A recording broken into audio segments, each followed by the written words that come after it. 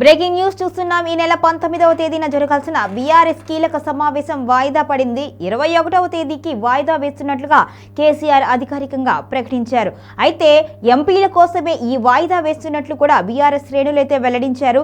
ఈ నెల 19వ తేదీన బీఆర్ఎస్ కీలక సమావేశాన్ని నిర్వహించింది. దీనికి సంబంధించిన వివరాలను కూడా వెల్లడించింది. అయితే పార్లమెంట్ సమావేశాలు ముగియనున్న నేపథ్యంలో 21వ తేదీన ఎంపీలు హాజరవుతారు అనే ఉద్దేశంతో వాయిదా వేసినట్లుగా కేసీఆర్ ప్రకటించారు. తెలంగాణ భవన్లో జరగాల్సిన తెలంగాణ సీఎల్పీ రాష్ట్ర కార్యవర్గ సమావేశాన్ని డిసెంబర్ 21వ తేదీకి వాయిదా వేస్తూ కేసీఆర్ నిర్ణయం తీసుకున్నారు. డిసెంబర్ 19న జరగాల్సిన బీఆర్ఎస్ రాష్ట్ర కార్యవర్గ సమావేశం, బీఆర్ఎస్ ఎల్పీ సమావేశాలు వాయిదా పడ్డాయి. బీఆర్ఎస్ పార్టీ అధినేత కేసీఆర్ ఆదేశాల మేరకు ఈ నెల 21వ తేదీన పార్టీ కీలక సమావేశాన్ని వాయిదా వేస్తున్నట్లుగా ప్రకటించారు.